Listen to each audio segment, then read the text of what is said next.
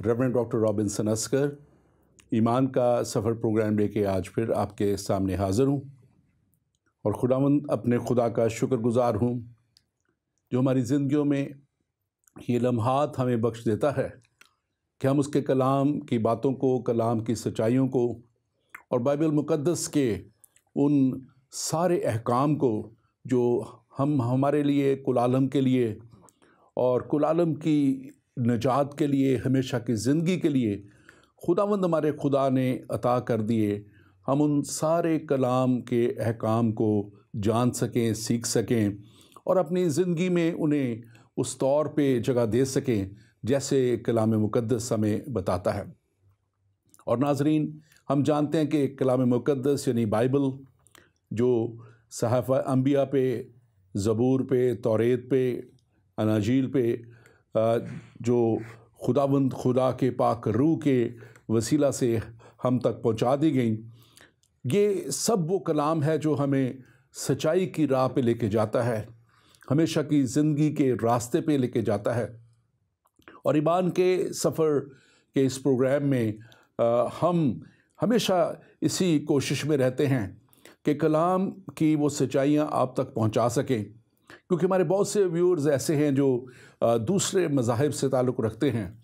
और क्योंकि कोई भी शख्स जब किसी भी मज़हब में वो पैदा होता है तो वो अपने मज़हब को सच्चा जानते हुए उसी की पैरवी करता है, लेकिन हम कलाम मुक़द्दस को इसलिए आप सब तक पहुंचाते हैं कि आप उन सच्चाइयों को भी जान सकें जो कलाम मुक़द्दस बाइबल मुक़द्दस में लिख दी गई, ताकि तमाम कौमों को वो पहुंचा दी जाए। यीशु मसीह ने ख़ुद इस बात को फरमाया था कि जाओ सब कौमों में जाके अंजील की मुनादी करो और उन्हें बाप, बेटे और पाक रूह के नाम से बपतिस्मा दो, उनको कलाम की वो सच्चाइयाँ बयान करो। और कलाम मुक़द्दस हमें बताता है कि हमें इन कलाम की सच्चाइयों को यकीनन सब तक पहुँचाना है। आज ईमान के सफ़र के इस प्रोग्राम में हम आपको उस मंजिल तक लेके जाने की कोशिश करेंगे जो आपको हमेशा की ज़िंदगी तक ले जाए, क्योंकि हमारा मकसद और कलाम मुक़द्दस का यही फरमान है कि खुदा चाहता है कि हर एक की तौबा तक नौबत पहुँचे और कोई भी शख्स हलाकत में ना जाए। आज हम जिस सब्जेक्ट की बात करने को हैं वो है तलाक, मसीहत और दूसरे मज़ाहिब, यानी कि तलाक जो है अज़रुए बाइबल, उसका क्या बाइबल इस ताल्लुक़ से क्या कहती है, और फिर हम थोड़ा सा देखेंगे कि दूसरे मज़ाहिब यानी इस्लाम में उसके ताल्लुक़ से क्या लिखा गया है, हिंदुइज़म में, बुद्धिज़्म में उसके ताल्लुक़ से क्या लिखा गया, क्योंकि ये एक ऐसा नासूर है जो फैलता फैलता फैलता बहुत ज़्यादा फैल चुका है और दुनिया में ये अब एक ऐसी इसको क्या वबा की सूरत इख्तियार कर चुका है कि मसाइल में लोग धंसते चले जा रहे हैं, घराने टूटते चले जा रहे हैं, बच्चे जो हैं वो माँ बाप से महरूम हैं, उनके प्यार से महरूम हैं, उनकी उस शफ़क़त से महरूम हैं जो वो तलाक के वसीला वजह से उनको नहीं मिल पाती। आज इस टॉपिक पे बात करने के लिए मेरे साथ पास्टर नईम शहबाज ने शामिल होना है। पास्टर नईम शहबाज अभी तक नहीं पहुंच सके, ये खाली कुर्सी उनकी मुंतज़िर है। हम दुआ गो हैं कि वो हमारे साथ जल्द पहुंचे, शामिल हों और इस पे हम मिल के बात कर सकें। लेकिन प्रोग्राम को आगे बढ़ाते हुए मैं ये ख़ास तौर पे बताना चाहता हूँ, जब मैं इस बात को कहता हूँ कि ये नासूर की तरह बढ़ चुका है, तो मैं इस पे जब बैठा तहकीक कर रहा था कल और इस पे सोच रहा था, देख रहा था, तो मैंने देखा कि किन किन ममालिक में क्या डिवोर्स की, तलाक की जो शरह है और परसेंटेज क्या है। और लक्समबर्ग एक यूरोप में छोटी सी जगह है, वहाँ पे 87% जो है वो शादियाँ तलाक में जो है वो एंड अप होती हैं। शुरू में मिडिल में या एंड में जाके, लेकिन 87% जाके। और जब मैं दूसरे मज़ाहिब को, दूसरे मुल्कों को देख रहा था, तो उसके बाद यूएसए का नंबर आता है, क्योंकि मैं हैरान हुआ कि वहाँ पे तो बहुत मज़हब का भी काफ़ी हद तक जो है एक प्रचार है, और लोग काफ़ी ज़्यादा जो हैं वो मज़हब को फॉलो भी करते हैं। लेकिन वहाँ पे दूसरे मज़ाहिब भी बहुत से हैं, या एथिज़म भी बहुत है, और वहाँ पे 46% जो है वो डाइवोर्स रेट है, शरह तलाक़ की है। यूके में जहाँ पे इस वक्त हम मुकीम है, मैं मुकीम हूँ यहाँ पे 42% इसकी जो रेशो 2012 में निकाली गई, और वो 42% और फिर अब कुछ बढ़ के गालबन 44% तक आ चुकी है। और बहुत से और ममालिक हैं, स्पेन है, स्पेन दूसरे गालबन नंबर पे आता है, या कोई एक आध और भी हैं जो हाई नंबर पे हैं, जहाँ पे 65% जो हैं। और इसी तरह रशिया में 51%, और जर्मनी में 44%, फ्रांस में 55% है, ऑस्ट्रेलिया में 38% है। और ये जो शरह है, यकीनन ये बहुत ही ख़तरनाक हद तक है, मैं समझता हूँ, और इसका सद्भाव होना निहायत ही ज़रूरी है। और ये सिर्फ़ उसी वक्त हो सकता है जब लोग कलाम की सच्चाइयों को जानें, लोग जानें कि कलाम क्या कहता है, और उन्हें कैसे अपने अंदर उस बर्दाश्त के मादा को पैदा कर रहा है, कैसे कलाम को अपने अंदर जगह देनी है, और कैसे ये रिश्ता, जब हम बात करते हैं तलाक़ की, तो इसका आगाज़ इसका शादी से होता है। और कलाम मुक़द्दस में जब हम देखते हैं दुनिया का जब आगाज़ हुआ, तो वहाँ पे हम देखते हैं कि खुदा ने जो है आदम को पैदा किया। तौरेत की पहली किताब पैदाइश में इसका सारा ज़िक्र है, आप इसको पढ़ सकते हैं। और वहाँ पे लिखा हुआ है कि खुदा ने आदम को पैदा किया, आदम को बनाया, पैदा नहीं किया बल्कि बनाया। और आदम के लिए खुदा ने कहा कि आदम का अकेला रहना अच्छा नहीं, और फिर उस पर गहरी नींद भेजी, और उसकी पसलियों में से एक पसली निकाली, और उसको उसने हवा में उसके साथी में तब्दील किया।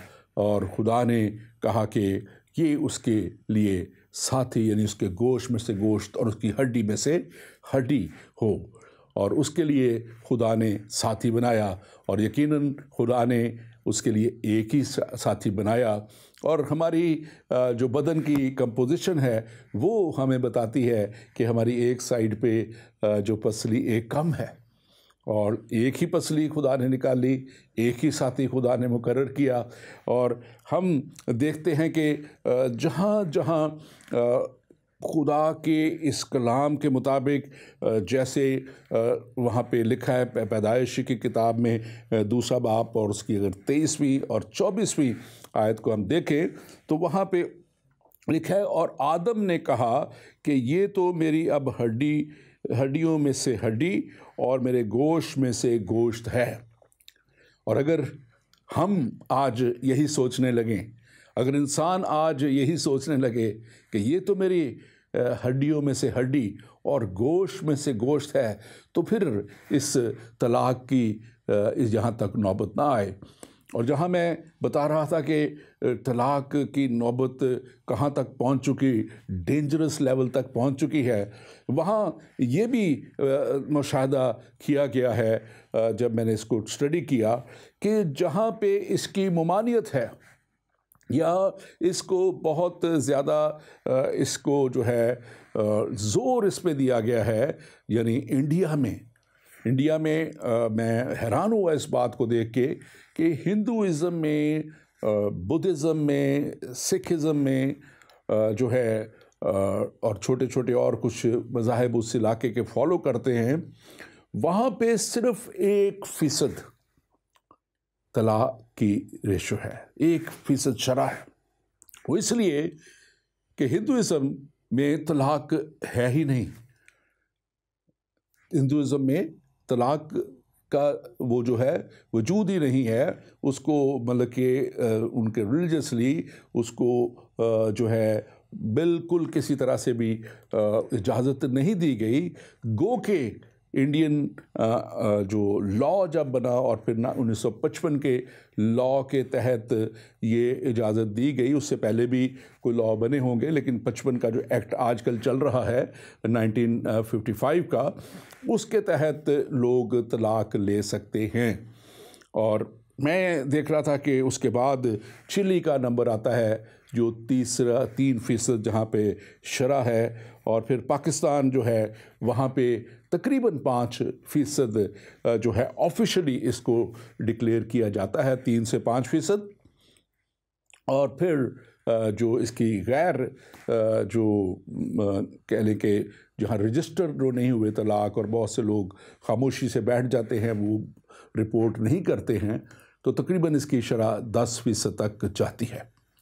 और इसी तरह ईरान में 22% और टर्की में 22% और कोलंबिया में 17% और मैक्सिको में 15% है, और साउथ अफ्रीका में 17% है। तो इस तरह बहुत से ममालिक की ये लिस्ट मौजूद है जहाँ पे इसको अगर वो कानून सख्त हैं या रिलीजियसली ज़्यादा मना किया गया है तो वहाँ पे ये शरह बहुत कम है। लेकिन आप शायद कहेंगे कि फिर ये यूरोपियन ममालिक में और अमेरिका में क्यों शरह ज़्यादा है। तो यहाँ पे मैं ज़रूर ये कहता चलूँ कि आज यूरोप और अमेरिका में आधे से ज़्यादा लोग जो हैं, आधे से ज़्यादा आबादी जो है वो खुदा से मुकम्मल तौर पे दूरी में जा चुकी है, और मुकम्मल तौर पे वो एथिज़म की तरफ या खुदा को ना मानना या टोटली अपने आप को अलहदा उन्होंने कर लिया है, और वो मज़हब को फॉलो नहीं करते। इसलिए इन जगहों पे जो है, क्योंकि कलाम मुक़द्दस में लिखा है, और जो क्रिश्चियनिटी में ख़ास तौर पे बात है, मैं इसके ताल्लुक़ से पहले बात करूँगा, तो यीशु मसीह ने फरमाया, मत्ती की इंजील उसका 5वां बाब उसकी 31वीं और 32वीं आयत अगर हम देखें तो वहाँ पे लिखा है, और ये वहाँ पे ये लिखा है इस 31वीं आयत में, और ये भी कहा गया था कि जो कोई अपनी बीवी को छोड़े उसे तलाकनामा लिख दे। ये पुराने अहद की बात है जो यीशु मसीह ने यहाँ पे दोहराई है। लेकिन मैं तुमसे, यानी यीशु मसीह कह रहे हैं, मसाया कह रहे हैं, हज़रत ईसा कह रहे हैं, लेकिन मैं तुमसे ये कहता हूँ कि जो कोई अपनी बीवी को हरामकारी के सिवा किसी और सबब से छोड़ दे वो उससे जना करवाता है, और जो कुछ छोड़ी उसे ब्याह करे वो जना करता है।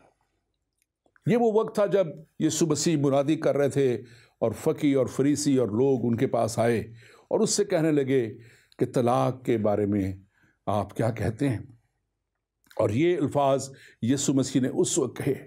और फिर उन्होंने ये भी कहा कि लिखा हुआ है, पुराने अहदनामे का उन्होंने रेफरेंस दिया, जो कि मरकज़ की इंजील उसका 10वां बाब और उसकी 2 से 12वीं आयत तक, वहाँ पे लिखा कि मूसा ने इजाज़त दी है कि तलाकनामा लिख कर छोड़ दें। तो यीशु मसीह ने उन्हें फरमाया, अगर उसकी 5वीं आयत देखें 10वें बाब की मरकज़ के इंजील में, तो वहाँ पे लिखा है, मगर यीशु ने उनसे कहा, उसने यानी मूसा ने तुम्हारी सख्त दिली के सबब से तुम्हें ये हुक्म लिख दिया था। यानी कि इंसान की सख्त दिली जो है, इंसान की जो एक दूसरे की अदम बर्दाश्त उसके अंदर जो है, यानी इंसान जो शायद अपनी मनमानी करना चाहता है और वो अपने दूसरे साथी को वो रुतबा वो दर्जा नहीं देना चाहता, ये उस वजह से मूसा ने जो है लिख दिया।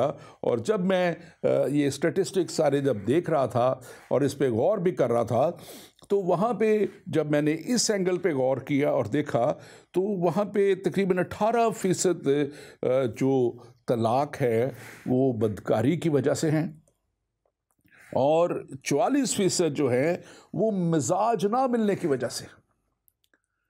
ये सबसे बड़ा जो फैक्टर है वो 44%, वो एक दूसरे के अदम बर्दाश्त, मिजाज ना मिलना, अपना मिजाज रखना।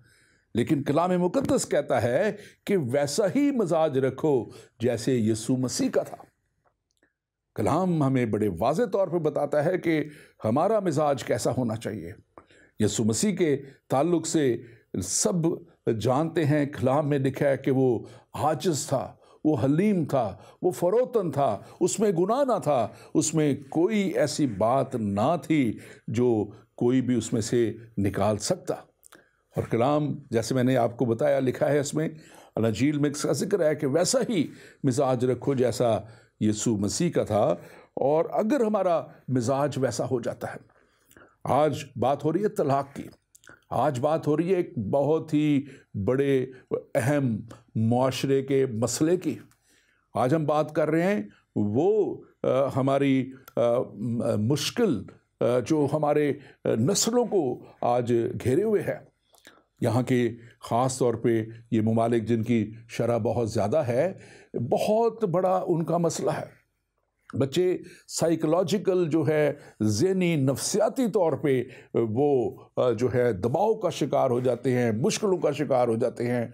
और कलाम हमें बताता है कि हमें इस चीज़ पे गालिब आना है, क्योंकि बार बार मुकाशवा की किताब में लिखा है, जो गालिब आए और जो कलाम को उस पे अमल करे वो हमेशा की ज़िंदगी पाएगा।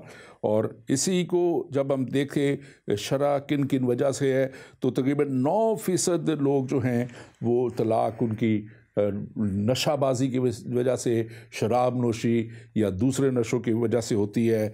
और 6% जो है वो तकरीबन फिज़िकल या मेंटल अब्यूज़ की वजह से है।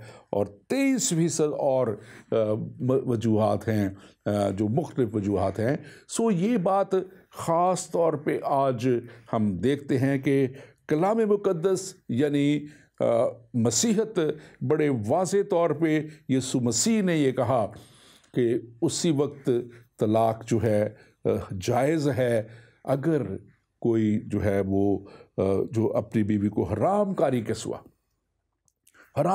सिवा जो है वो कोई उसको तलाक ना छोड़े। और अगर कोई ऐसा करता है तो वो उससे ज़ना करवाता है। ये बड़े वाज़े तौर पे लिखा है। ये आयत पढ़ी आपकी गॉस्पेल ऑफ मैथ्यू में, मत्ती की इंजील में 5वां बाब 31 और 32 आयत बड़ी अहम आयत है। और लिखा है कि जो कोई उस छोड़ी हुई से, यानी कि जो इस तरह ज़नाकारी में छोड़ी हुई से जो शादी ब्याह करता है, वो भी उससे ज़ना करता है। तो हमें आज ख़ास तौर पे इस बात पे गौर करना है कि हमें इस माशरे में कैसे तब्दीली लानी है, हमें इस माशरे में कैसे अपने बच्चों की परवरिश करनी है, हमें इस माशरे में कैसे बच्चों को शुरू से इस बात की तालीम देनी है। मैं दुख के साथ कहता हूँ कि हमारे इस यूरोप में ख़ास तौर पे बच्चों को हर तरह की तालीम दी जा रही है। और आजकल तो उन्हें बहुत छोटी सी उम्र में जो है वो जो सेक्स है इसके ताल्लुक़ से, और सारा जो ये अमल है इसके ताल्लुक़, सेक्स का अमल जो है इसके ताल्लुक़ से भी तालीम देने की बात की जा रही है, दी जा रही है, बताया जा रहा है। लेकिन इस अदम बर्दाश्त के बारे में कुछ नहीं किया जा रहा। इस तलाक के बारे में कोई तालीम नहीं दी जा रही कि ये एक गलत रवायत है, गलत रवाज है। और उस औरत का भी देखे जिसको ख़ास तौर पे, यहाँ यूरोपियन माशरा तो फ़र्क है, लेकिन दूसरे माशरों में बहुत मुश्किल हो जाता है उसके लिए ज़िंदगी गुजारना, बहुत मुश्किल हो जाता है उसका फिर अकेले रहना, बहुत मुश्किल हो जाता है उसको बच्चों को उस तौर पे आगे अच्छे तौर पे वसाइल मुहैया करना, तालीम देना और आगे लेके जाना। और हमें इस बात को ख़ास तौर पे जानना है, जैसे कलाम कहता है 9वीं आयत में, इसी मरकस की अंजील उसका 10वां बाब उसकी 9वीं आयत में लिखा है, इसलिए जिसे खुदा ने जोड़ा है उसे आदमी जुदा ना करे। जब एक इंसान, एक आदमी, एक औरत एक बंधन में बंध जाते हैं अज़वाज के बंधन में बंध जाते हैं। तो खुदा का कलाम ये कह रहा है, इसलिए जिससे खुदा ने जोड़ा है उससे आदमी जुदा ना करे। आज अगर कलाम की बातें, कलाम की सच्चाइयाँ हम तक और लोगों तक पहुँचेगी तो लोग ज़रूर इस पे करने के लिए आएंगे। और जो है हम इस पे ख़ास तौर पे इस बात को जानते हैं कि कलाम मुक़द्दस में जो आज हम इस टॉपिक को ख़ास तौर पे जो देख रहे हैं वो है तलाक़, यानी मसीहत में और दूसरे मज़ाहिब में। तो ये सिर्फ़ इसलिए है कि लोग जानें और लोग समझें और लोग इस बात पे जो है ख़ास तवज्जो दें।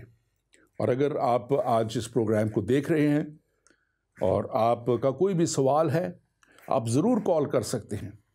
आप ज़रूर कॉल करें ताकि हम आपको इस ताल्लुक़ से बता सकें। और कलाम मुक़द्दस में लिखा है, यीशु मसीह ने, जैसे मैंने पहले इस बात को कहा, 11वीं आयत है इसी मरकज़ की इंजील उसका 10वें बाब की, और यीशु ने उनसे कहा, कोई अपनी बीवी को छोड़ दे और दूसरी से ब्याह करे, वो उस पहली के बरखिलाफ़ ज़ना करता है। ये भी बात ख़ास तौर पे जानने की ज़रूरत है। तो यीशु मसीह ने कहा कि अगर कोई अपनी बीवी को छोड़ दे और दूसरी से ब्याह करे, वो पहली के बरखिलाफ़ ज़ना करता है। ये मसीही तालीम है। मसीही तालीम में ये एक कवानंट है, ये एक अहद है, यानी कि एक खुदा की तरफ से दिया गया ये बहुत बड़ा हुक्म है, फ़र्ज़ है, और इसके ऊपर इंसान को जो है वो ज़रूर तवज्जो करनी है। माशरे को, इस माशरे के गिरते हुए सारे जो माहौल को और सारे इस ज़वाल पजीर जो हमारा माशरा है, इसको ख़ास तौर पे देखने के लिए कि कैसे ये बेहतर हो सकता है। दुनिया में बहुत सी बड़े बड़े माहौलियात के लिए बड़े बड़े फ़ंड मुकर्रर किए जा रहे हैं। बहुत सालों से बात हो रही है कि जो है ये ग्लोबल वार्मिंग हो रही है, ये हो रहा है, वो हो रहा है, माहौल को साफ़ सुथरा किया जाए। लेकिन क्या इसके लिए भी कोई फ़ंड है कि ये तालीम भी दी जाए? मैं खुदा का शुक्र करता हूँ कि हमारा कलाम हमारे राह के लिए रोशनी है और ये हमारे कदमों के लिए चिराग है। हमारे साथ एक कॉलर हैं जी, कौन और कहाँ से प्लीज़? जी, मैं पाकिस्तान से बात कर रहा हूँ। ये एक सवाल करना है मेरे को। जी बताइए। जी, जो आज का टॉपिक है इस्लाम और मसीहत में तलाक का तस्वुर, तो हमारे इस्लाम के अंदर थोड़ी सी कंफ्यूजन है। अगर आप उसको थोड़ा सा बयान कर दें कि 3 तलाक़ें एक वक्त में होती हैं या कोई शख्स 2 तलाक़ें कर दे और फिर तीसरी बाद में करे, उसके दरमियान वक्फा क्या होना चाहिए, और औरत और बीवी का रिश्ता क्या होता है। अगर मिसाल के तौर पर 2 तलाक़ें दे दी और तीसरी नहीं दी तो क्या वो एक साथ रह सकते हैं? और आप हो सके तो थोड़ा सा मसीहत के बारे में तलाक पे थोड़ा सा तबसरा कर दें, बड़ी मेहरबानी होगी। थैंक यू वेरी मच, आपका बहुत बहुत शुक्रिया।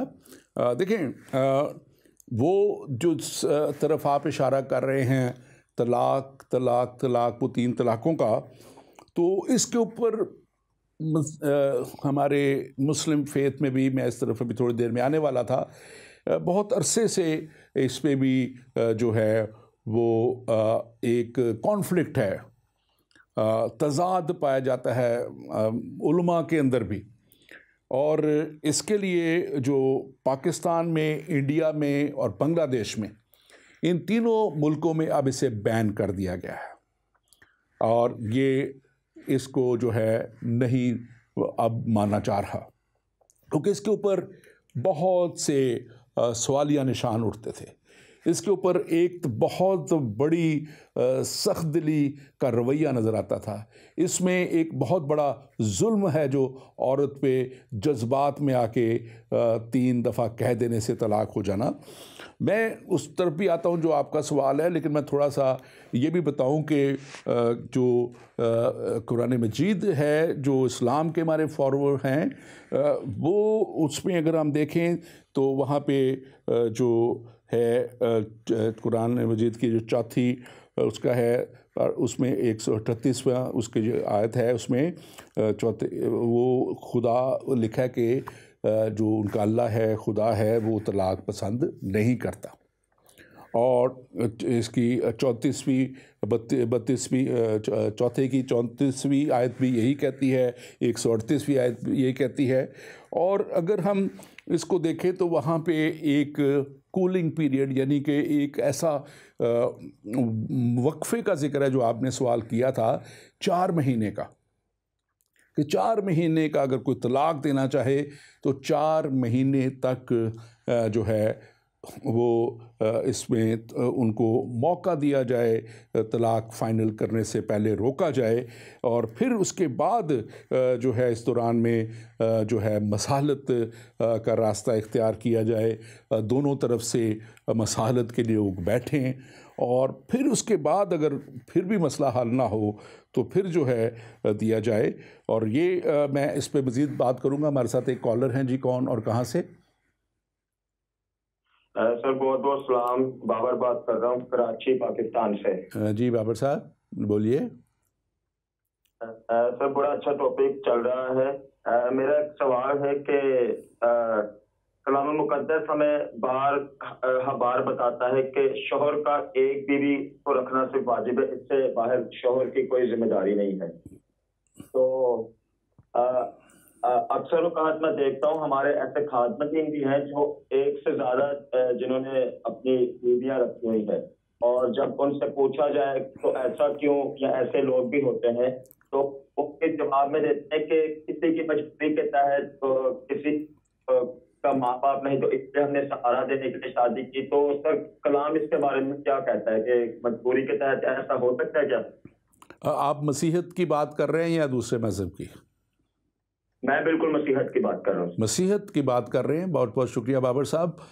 देखिए, मसीहत की बात तो बड़े वाज़ेह है। मसीहत में तो एक ही निकाह है, एक ही शादी है, और अगर वो जैसे मैंने पहले बताया मसीहत में अगर वो ज़नाकारी की वजह से कोई ऐसा वाक़या ही सबूत भी हो और उसमें शवाहिद हों तो फिर तलाक दी जा सकती है। ये ज़रूर आजकल हो रहा है कि लोग कोर्ट में जाके कर लेते हैं और या आपस में मसालत से भी कर लेते हैं, लेकिन ये बिब्लिकली ये जायज़ नहीं है। और दूसरी जो आपने बात की कि वो कई खादम दीन भी ऐसे हैं तो जिन्होंने दो नकार रखे हैं, ये बहुत कम, बहुत रेयर, शायद 1000 में से एक ऐसा होता है, क्योंकि वो नज़र आ जाता है तो इसलिए बड़े वाज़े हो जाता है। लेकिन मसीहत में मैंने अपनी ज़िंदगी में बहुत चंद एक को, जबकि मैं हज़ारों से मिला हूँ, और लेकिन शायद 1 आध 2 ऐसे केसेस नज़र आए हैं, लेकिन ये मसीहत के पॉइंट ऑफ व्यू से जायज़ नहीं है। और अगर किसी को पनाह ही देनी है तो फिर बहुत से और रिश्ते हैं, बहन का रिश्ता भी एक मौजूद है और रिश्ते भी मौजूद हैं। किसी के साथ वो ऐसे शख्स के साथ भी वो ब्याह सकते हैं, बेटी बना सकते हैं। कोई ऐसा शख्स जिसकी शादी नहीं हुई उसके साथ उसका ब्याह करवा सकते हैं। सो ये एक ऐसी बात है जो माशरे में जहाँ पे वो कहते हैं ना कि बुराइयाँ भी हैं, बाज़ दफ़ा ऐसी बुराइयाँ हमें नज़र आती हैं जिसकी कलाम किसी तरह से भी जो है वो सपोर्ट नहीं देता। बात जो हम कर रहे थे इसकी, हम जो उसमें इस्लाम में तो इस्लाम में जो मज़ीद अगर हम इसको देखें, दूसरा उसका जो कुरान मजीद का उसका 226 और 200 जो है 26 आयत में, तो वहाँ पे वो जो मैं जिक्र कर रहा था कि 4 माह के वो कूलिंग पीरियड की, यानी कि ऐसे वक्त की है जिसमें शायद माहौल ठंडा पड़ जाए, शायद गुस्सा उतर जाए, शायद हकीकत पसंदी जो है वो इंसान के ऊपर हावी हो जाए।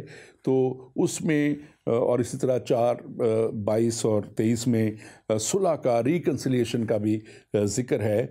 और मैं इसमें बताता चलूँ कि इसको और 2 दफ़ा वो मौका दिया जाता है, जो डिवोर्स कपल का जो एक सवाल भी था कि उसको कि वो फिर से आपस में मिलाप कर लें, उनको मौका दिया जाता है। और ये अगर मसालत जो आर्बिट्रेशन है, अगर ये ना काम करे, ना हो सके, तो फिर जो है वो जोड़ा जो है वो अलहदगी इख्तियार कर सकता है और वो फिर तलाक उनकी हो सकती है। लेकिन जो असल मैं समझता हूँ कि एक रूह है इस मज़ाहिब में, मैंने बात पहले की थी हिंदुइज़्म, बुद्धिज़्म और सिखिज़्म में तो उनमें तो बिल्कुल मजहबी तौर पे नहीं है। लेकिन यहाँ पे जो एक अंसर इसमें और जो सामने आता है वो, क्योंकि इस्लाम में 4 निकाह, 4 शादियाँ एक वक्त में जो इंसान कर सकता है, तो ये एक बड़ी वजह नज़र आती है बाज़ दफ़ा तलाक़ की।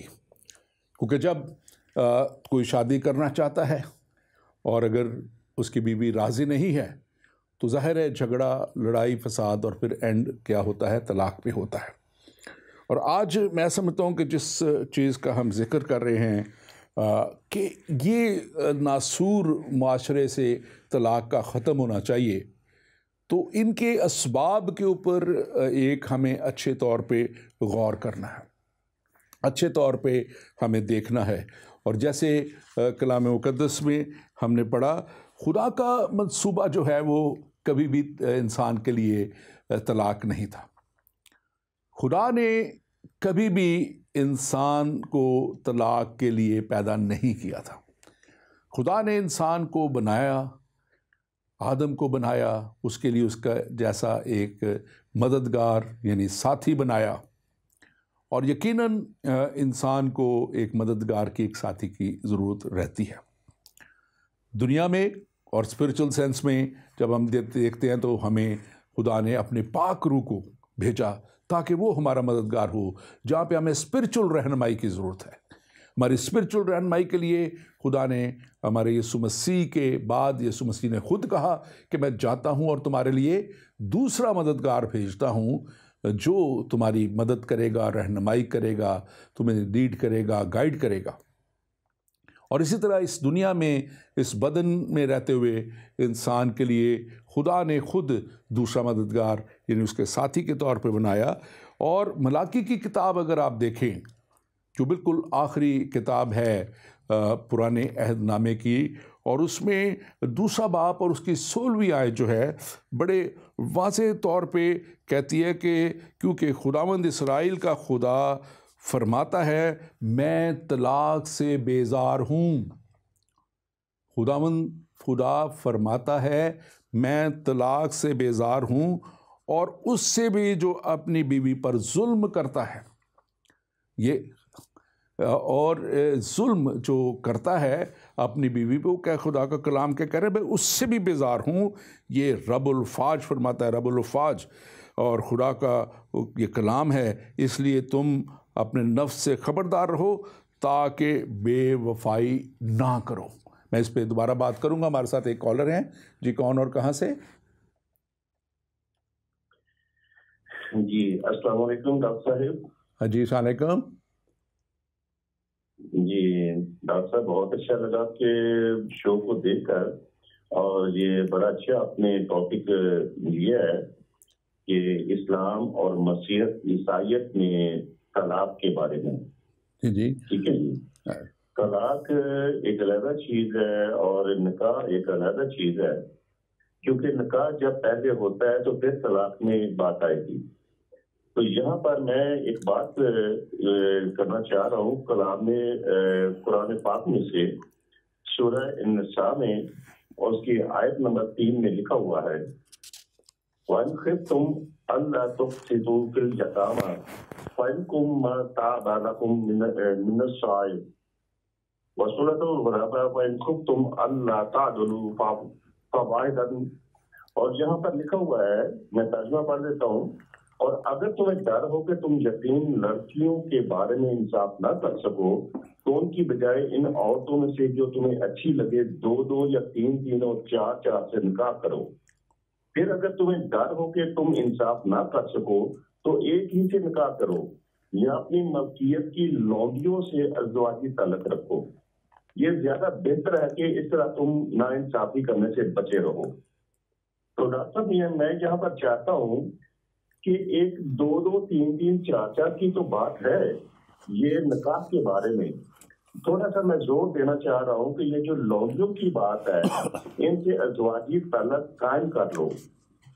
तो क्या ये अज़वाजी ताल्लुक निकाह करके कर सकते हैं या कि उसके बगैर ही? Thank you very much. आपका नाम आप जरा थोड़ा रोशनी डालिएगा। आपका नाम प्लीज? उसके बाद मेरा नाम हाफिज अब्दुल्ला है। मेरा नाम हाफिज अब्दुल्ला है जी जी। और पहले आपने बताया कि अंजील पाक में से कि हजरत ईसा अलैहिस्सलाम फरमाते हैं कि तुमसे पहले कहा गया था कि सख्त दिल की वजह से तलाकनामा लिख दो। ठीक है जी। और मैं मुस्लिम ज़ब्त का तालिब इल्म हूँ और मैं ये जानना चाहता हूँ, क्योंकि तौरात में और ज़बूर में ये बात लिखी हुई है कि सख्त दिल की वजह से, ठीक है जी। और यीशु हजरत ईसा मसीह जो है वो फरमाते हैं कि मैं तुमको कहता हूँ कि जो कोई ज़िना के बगैर अपनी औरत को छोड़े वो उससे ज़िना करवाता है या ज़िना करता है। तो फिर ये जो यहाँ पर लौंडियों की बात आ रही है, तो ये निकाह के बगैर कैसे तल्लुक कायम कर सकते हैं? थैंक यू वेरी मच जनाब। मैं तो प्लीज इस पे रोशनी। हाँ जी, आपका बहुत बहुत शुक्रिया। बड़ा तफसीलन आपने इस बात को कहा है। पहले तो बात आपने कही, यकीनन कलाम मुक़द्दस में, बाइबल मुक़द्दस में और तौरात में आया है कि मूसा ने जो कहा था तलाक दे दो, तो वो वहाँ पे यकीनन ये लिखा, मैंने वो पढ़ के भी पहले बताया कि तुम्हारी सख्त दिली की वजह से ये कहा, और ये यीशु मसीह के अल्फाज हैं। और अगर आप इसको देखना चाहें तो मत्ती की अंजील उसका 19वां बाब और उसकी 6ठी आयत में लिखा हुआ है, पस वो 2 नहीं बल्कि एक जिस्म है, इसलिए जिसे खुदा ने जोड़ा से आदमी जुदा ना करे। पहली बात तो ये आ गई मसीहत के ताल्लुक से कि जब जिस्म ही एक है, जैसे आदम ने कहा कि अब तो ये मेरी हड्डियों में से हड्डी और मेरे गोश्त में से गोश्त है, तो फिर तो हड्डी में से हड्डी तो एक ही होती है और इतनी ज़्यादा नहीं बन सकती, और ना ही हमारी पसलियाँ भी इतनी निकाली गई थी। तो ये जो है, इसलिए बहुत ज़रूरी है कि हम कलाम को समझें, हम खुदा के इंतज़ाम को समझें, खुदा के प्लान को समझें। जैसे मैंने पहले अर्ज़ की थी, खुदा का जो प्लान था वो आदम और हवा के लिए एक जिस्म होने का, एक होने का, और एक ही निकाह का था, और एक ही शादी का था, एक ही साथी का था, एक मर्द एक औरत, और दोनों एक जिस्म का था। और खुदा का प्लान अब भी वही है, क्योंकि खुदा अपने मंसूबे नहीं बदलता। लेकिन ये इंसान की सख्त दिलियाँ हैं, ये इंसान का जो रवैये हैं, जो जैसे मैंने पहले शुरू में कहा कि यूरोप में अदम बर्दाश्त है, एक दूसरे को बर्दाश्त नहीं करते। दूसरी जगहों पे भी है, सिर्फ यूरोप में नहीं है, और भी बहुत से ममालिक हैं। हमारे अपने मुल्कों में भी इतना ज़्यादा जुल्म और सितम किया जाता है औरतों पे, इतना ज़्यादा उन्हें हकीर जाना जाता है, या उस तरह उनको दर्जा वो नहीं दिया जाता जो उनका दर्जा है। तो फिर ये रवैये हैं जो हमें इस जगह तक ले आते हैं कि फिर हम और सोचने की बात करते हैं। अब जो आपका दूसरा हिस्सा था कि लौंडियों के ताल्लुक से, तो लौंडियों के ताल्लुक से जो वेरी फ्रैंकली जो है कलाम मसीहत के हवाले से इसमें जो है कोई ऐसा जो हम जब बात करते हैं मसीहत से तो हम बात करते हैं यीशु मसीह की तालीमात की, तो इस हवाले से इसका कोई तसव्वुर नहीं है और कोई तसव्वुर इसका है ही नहीं बग़ैर शादी के। हाँ, अगर कोई शख्स शादीशुदा नहीं है तो चाहे वो उसकी लौंडी है, वो खुदा की मखलूक है, उससे शादी कर सकता है। लेकिन एक वक्त में हमारे मज़हब में एक ही शादी की इजाज़त है, ये नहीं कि शादियां करो और फिर लौंडियां भी रखो, ये मसीहत में इजाज़त नहीं है। और जायज़ खुदा का कलाम तो बड़े वाज़े तौर पे कहता है कि इवन अगर कोई तलाक शुदा से भी शादी कर लेगा जो गुनाह में पकड़ी गई, तो वो उससे ज़ना करता है या करवाता है, तो ये तो ज़ना की हालत हो जाती है अगर आप उसके बग़ैर करते हैं, और यकीनन ये खुदा के ज़ूर में किसी भी तौर पे काबिल कबूल नहीं है। और क्रिश्चियनिटी में जो शादी का है, ये जैसे मैंने पहले कहा, it's a very sacred relationship. बड़ा ही ये जो ऐसा कहें कि इसको क्या कहेंगे, इसका लफ्ज़ जो है कि ऐसा रिश्ता है जो बहुत ही पाकीज़ा रिश्ता है, और ये वो पाकीज़ा रिश्ता है जिसको खुदा ने एक कवनेंट यानी कि अहद ठहराया है। ये आम सी बात नहीं है और इसमें चंद लफ्ज़ जल्दी में कह देने से नहीं होते, बल्कि पिछले दिनों तो जो मैं बात इस्लाम की कर रहा था तो उसमें ये भी होना शुरू हो गया था जिसके ऊपर ये रिएक्शन आया, और इंडिया, पाकिस्तान और बांग्लादेश ने ये जो है इसमें जिसको बैन किया है कि टेक्स्ट करके, स्काइप के ऊपर, टेलीफोन के ऊपर मीडिया को इस्तेमाल करते हुए तलाक दे दी है, दूर बैठे हुए तलाक दे दी है, कहीं बैठे हुए तलाक दे दी है। So this is not what God wants us. और ये तो मैं तो हिंदुइज़्म में देख रहा था कि कितना ज़्यादा इस चीज़ पे सख्ती है, और जब मैं उसके ऊपर देख रहा था तो हिंदू धर्मा के तहत जो है वो भी इसको एक बड़ा डिवाइन और बड़ा सेक्रेड रिलेशनशिप मानते हैं, और जो सिखिज़म में और बुद्धिज़्म में भी जिसको साथ उनके फॉलो किया जाता है। और वहाँ पे जब हम देखें तो वहाँ पे अगर आप उनकी एक रामायण का जो जिक्र है, जो उनके वो लॉर्ड रामा का और सीता का वाक़या है, तो वो भी एक बहुत बड़ी मिसाल और तालीमी तौर पे उनको पेश किया जाता है कि किस तरह उस पे जुल्म हुआ सीता पे, और उसके ऊपर शक की बिना पे उसे जो है निकाल दिया गया। और ये भी उस वक्त उसको पता नहीं था कि वो उस वक्त हामला थी, और उसको जंगलों में छोड़ दिया गया। औरतों को फिर दोबारा शादी का इख्तियार ही नहीं है उस रिलीजन में, अगर उनको छोड़ दिया जाए, उनको निकाल दिया जाए, she can not be married again. और यही मैं समझता हूँ कि बातें हैं जिसकी वजह से आज आप वहाँ अगर देखते हैं तो वहाँ 1% तलाक की रेशो है, और मैं इस बात पे बड़ा हैरान भी था। और हमें इस बात को देखना है कि ख़ास तौर पे जो क्रिश्चियनिटी में ये जो अडल्ट्री की वजह से, ज़नाकारी की वजह से दे दिया गया, ये एक जायज़ और मैं समझता हूँ कि बिल्कुल हक की बात है जो मसीहा ने कहा कि इसके अलावा नहीं। अब आजकल की दुनिया में बहुत सी क्योंकि तालीम आ गई, बहुत से आज़ाद ख्याली आ गई, बहुत सी और बातें आ गई हैं, उसमें अब इंसान कोर्ट में जाता है और वो कहता है कि जी मैं तो इसके साथ नहीं रह सकता, मैं तो मतलब कि ये नहीं कर सकता, वो नहीं कर सकता, और वो जल्दी से तलाक ले जाता है।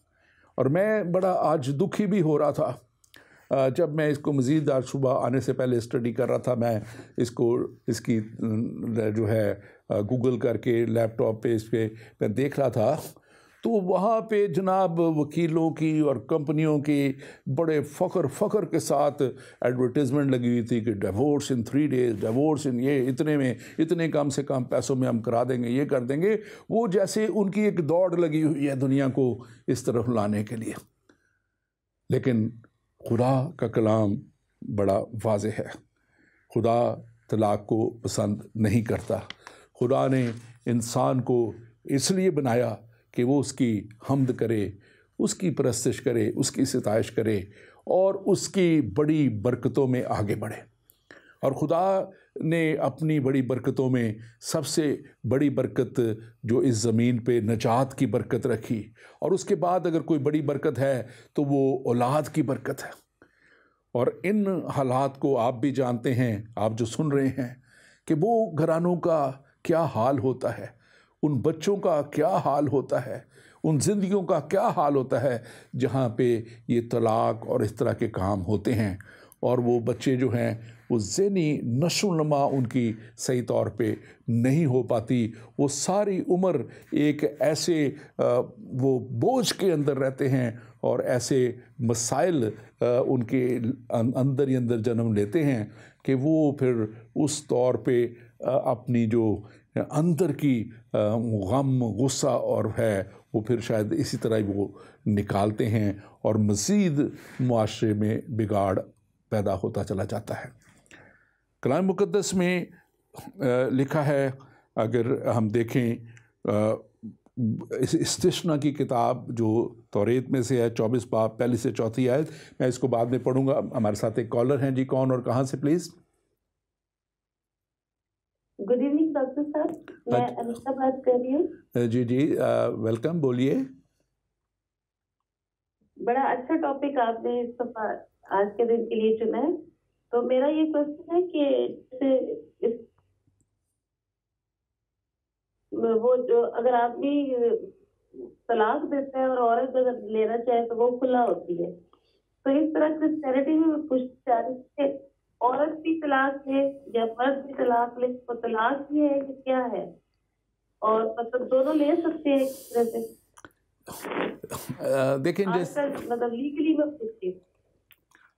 लीगली तो आजकल देखें जो पाकिस्तान में भी कोर्ट्स ने एक्सेप्ट करना शुरू कर दिया कि पहले तो सिर्फ वो जो इसी लॉ को पाकिस्तान में सामने रखते थे। आपको कि पाकिस्तान से कॉल कर रहे हैं, मैं पाकिस्तान का रेफरेंस दूँ कि वहाँ पे जब तक नहीं होता था जो है ये अडल्ट्री प्रूफ नहीं होती थी, ज़ना नहीं होता था।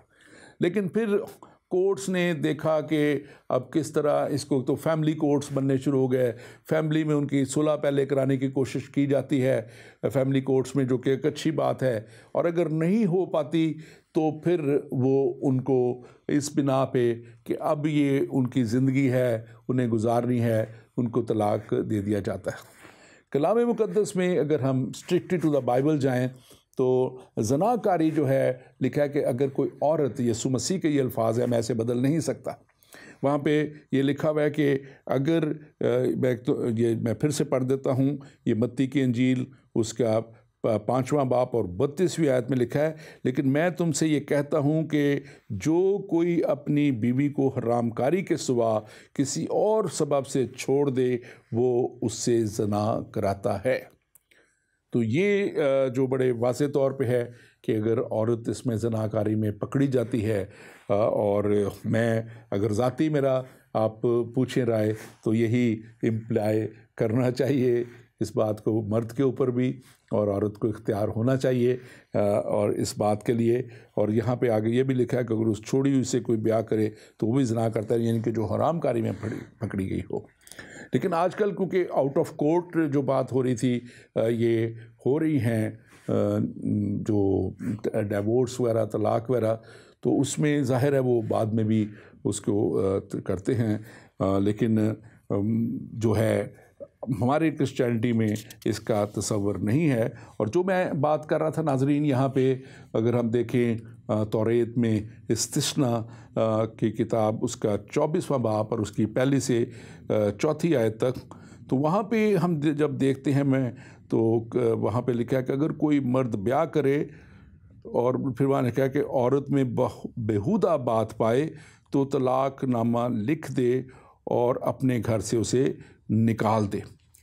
और ये जो है बात उस वक्त भी असल यही थी, लेकिन बाद में जो है इसके ऊपर मज़ीद मूसा ने उनकी सख्त दिली के बायस उनको इजाज़त भी दे दी कि इसके अलावा भी अगर कोई छोड़ना चाहे तो तलाक़ दे दे।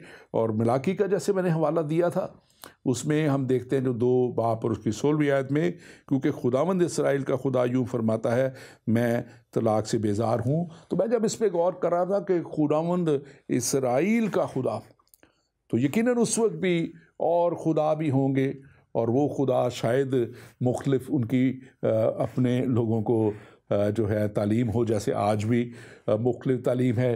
खुदा मानते हैं लोग कि हम मानते हैं खुदा को, हम मानते हैं अल्लाह को, लेकिन जब हम तालीम देखते हैं तो वो फ़र्क होती है। हिंदुज़म में भी इसमें हम देखते हैं कि एक फ़र्क तालीम है कि वो बिल्कुल ही इख्तियार नहीं है तलाक़ का। सो अगर हम जो बात कर रहे हैं असल हकीकत की, असल खुदा के कलाम की, क्योंकि ये वो 4 किताबें हैं जिनको दूसरे मज़ाहिब भी मानते हैं। मेरी बात हिंदुज़म में भी और सिखिज़म में भी लोगों से होती रही, और वो मसीहत को मानते हैं, वो मसीही किताबों को मानते हैं। हमारे मुसलमान भाई वो तो एलानिया ये कहते हैं कि जब तक हम जो है इसको तौरेत को, ज़बूर को, सहफ़ा अंबिया को, अनाजील को ना माने उस वक्त तक हमारा मज़हब ही कंप्लीट नहीं है। तो जब इनको हम मानने की बात करते हैं तो हमारे मसीहों के लिए भी मानना ज़रूरी है, दूसरों के लिए मानना ज़रूरी है। और जो मानना ज़रूरी है वो यही है कि यीशु मसीह ने जो कहा वो हमारे लिए हरफ़े आखिर है, वो हमारे लिए कलाम की वो बात है, वो सच्चाई है जिसे हमें अपनाना है और जिसके मुताबिक चलना है। लेकिन जो बात सबसे बड़ी है, वो जो आज जो बोझ मेरे दिल पे है वो ये है कि कैसे दुनिया और कैसे दुनिया में हम लोग जो रहने वाले हैं, हम बड़ी बड़ी कैंपेन चलाते हैं, हम किसी की रिहाई के लिए भी कैंपेन चलाते हैं, अच्छी बात है। हम किसी को अगर नाहक पकड़ लिया गया, सज़ा दे दी गई, उसके लिए भी कैंपेन चलाते हैं, अच्छी बात है। लेकिन इतना बड़ा अलमिया माशरे का, इसके लिए कौन उठेगा? इसके लिए कौन जो है वो तालीम को आगे लेके जाएगा, दुनिया तक पहुंचाएगा? कौन इसे एक मिशन के तौर पे आगे बढ़ाएगा? कौन इसे एक मूवमेंट की शक्ल देगा कि ये दुनिया में जो इस वक्त जुल्म है, ये दुनिया में जो सितम है वो कम हो, ख़त्म हो, और जो इससे बुराइयां पैदा हो रही हैं, इससे बहुत से जो लोग हैं वो जराइम पेशा बच्चे बन जाते हैं जब वो घर पे उनको वालिद नहीं मिलता या वालदा उनके घर पे नहीं होती, उनके ऊपर साया नहीं उनके ऊपर वो उनका होता, और वो फिर एक ऐसे माशरे को जन्म देते चले जा रहे हैं जिसमें बहुत सी जो है मैं कहूँगा अदम बर्दाश्त है, बहुत से जुर्म हैं जो जन्म ले रहे हैं, बहुत सी ज़हनी ऐसी वो बातें हैं जो मुजरमाना हैं जो जन्म लेती हैं। और आज हमें इस दुनिया को उठना है ताकि अगर हम माहौल के लिए, माहौलियात के लिए फ़ंड्स इकट्ठे मखसूस कर सकते हैं तो फिर क्यों ना फोकस ऑन द फैमिली भी हो, ख़ानदान पे क्यों ना फोकस हो, मियाँ बीवी के अच्छे तरह रहने पे क्यों ना फोकस हो, क्यों ना उन्हें इस तौर पे प्रॉपर तालीम दी जाए कि उस एक दूसरे की बर्दाश्त कर सकें, क्यों ना उनके लिए काउंसलिंग सेंटर्स हों जहाँ पे उन्हें अच्छे तरीके से काउंसल किया जा सके, क्यों ना हुकूमतें इस बात के लिए गौर व फिक्र करें कि वो कैसे इसके ऊपर काबू पा सकती हैं। मसीहियत में मैं समझता हूँ कि हमारे लिए ये नहायत ही ज़रूरी है कि हम खुदा के इस कलाम को जो है वो अच्छी तरह गौर से देखें। कलाम मुक़द्दस इफ़सियों के ख़त में कहता है नए नामे में, बस गौर से देखो कि तुम किस तरह चलते हो, नादानों की तरह नहीं बल्कि दानाओं की मानद चलो, क्योंकि दिन बुरे हैं। यकीनन दिन बुरे हैं, ये कलाम ने उस वक्त कह दिया, और ये कलाम आज भी हमें यही बता रहा है कि हमें गौर से देखना है, हमें गौर से इस बात पे जो है एक रजू लाके उस तौर पे हमें अपना आप जो है वो हमारी पूरी कुव्वत उस पर सर्व करनी है कि दिन बुरे हैं, हमें कलाम के मुताबिक चलना है, कलाम की सच्चाइयों को जानना है। और जैसे हमने देखा कि ये तीनों मज़ाहिब की मैंने बात की, सिखिज़म की, चौथे मज़ाहिब की बात की, मैंने बुद्धिज़्म की भी बात की है, और इनमें अगर देखा जाए तो कोई भी मज़हब इसको कहता नहीं है कि ये एक अच्छी बात है। लेकिन अगर किसी ने लूप होल दे दिए हैं तो उनको भी लूप होल बंद करने की ज़रूरत है। अगर किसी ने आसानी पैदा कर दी है तो उस आसानी को जो पैदा की गई है और वो बुराई का बायस बन रही है, वो बुराइयों को जन्म दे रही है, तो उसे भी किसी ना किसी तरह बंद करना है। मेरा दिल आज बहुत इस बात को पढ़ के जब मैंने इसको देखा खुश हुआ, क्योंकि मेरे ये इल्म में एक आध जगह का तो था कि 3 तलाक़ों पे हुई, लेकिन जो है वो उसको ख़त्म कर दिया या उसको नाजायज़ करार दे दिया गया है तो पाकिस्तान, इंडिया और बांग्लादेश में, लेकिन पूरी दुनिया में बहुत बड़ा बहुत से ममालिक हैं मुस्लिम वर्ल्ड के। मैं उम्मीद रखता हूँ कि वो भी इसको फॉलो करेंगे। मैं उम्मीद करता हूँ कि इतने बड़े बड़े और जो मुल्क हैं जहाँ पे हमारे मुसलमान भाई रहते हैं, मुसलमान बहनें रहती हैं, उनको भी और ज़्यादा रिलीफ मिलेगा। और मैं यही तवक्को अपने वेस्ट में करता हूँ, अमेरिका से करता हूँ कि वो भी जो वहाँ के लोग हैं, जो ईमानदार लोग हैं, वो उठ खड़े हों ताकि इसको एक ऐसी कैंपेन में बदल दें कि दुनिया वाकया ही जिसको खुदा ने बाग़ अदन से शुरू किया था, ये बाग़ अदन बन जाए और यहाँ पे इंसान और जो लोग हैं वो मोहब्बत से, प्यार से रहें। और खुदा ने जब ये रिश्ता ही ऐसा बना दिया जिसको हमारे सबसे पहला इंसान जो आदम है वो कहता है कि अब तो मेरी ये हड्डियों में से हड्डी तो गोश्त में से गोश्त है। काश के सब लोग इस तरह सोचने वाले बन जाएं, काश के सब लोग इसको इसी तरह लेने वाले बन जाएं। इससे पहले कि वो हाथ उठाएं, इससे पहले कि वो जुल्म करें, इससे पहले कि वो ज़्यादती करें, वो इस बात को सोचें कि ये तो मेरा ही गोश्त है, ये तो मेरी ही हड्डी है। और जैसे कलाम कहता है, यीशु मसीह ने कहा, हमारे खुदावंद हमारे खुदा ने ये कह दिया कि बस वो 2 नहीं बल्कि एक जिस्म है। मत्ती की इंजील 19 बाब उसके 6 आयत हमेशा याद रखिएगा। और लिखा है कि इसलिए जिसे खुदा ने जोड़ा है उसे आदमी जुदा ना करे। यकीनन ये कलाम हमें हमेशा की ज़िंदगी की तरफ ले जाने के लिए काफ़ी है। यकीनन ये कलाम हमें उस तौर पे खुदा के साथ कायम कर देने के लिए काफ़ी है। और ना सिर्फ खुदा के साथ बल्कि उस अज़दवाजी रिश्ते में मजबूत कर देने के लिए काफ़ी है जिसके लिए खुदा ने इस बंधन को पाक बंधन ठहराया। कलाम मुक़द्दस में, बाइबल में लिखा है कि शादी करना इज़्ज़त की बात समझा जाए।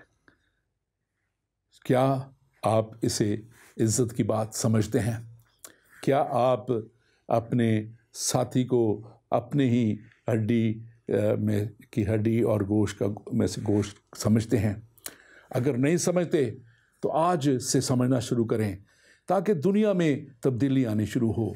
और दुनिया में जब तब्दीली आएगी तो हमारी आने वाली नस्लें संवर जाएंगी और हमारे आने वाली नस्लें जो हैं वो हमेशा की ज़िंदगी में आपको आगे लेके जाएंगी। ईमान का सफ़र आपको हमेशा की ज़िंदगी में ही आगे लेके जाने के लिए है। ईमान का सफ़र आपको सच्चाइयों तक पहुंचाने के लिए है। काश के कलाम की ये सच्चाइयाँ आपके अंदर जन्म लें और आप इन सच्चाइयों को जानें और इस पे चलें। खुदावंद आपके साथ हो, खुदावंद आपको बरकत दे और आपकी मदद करे। आमीन।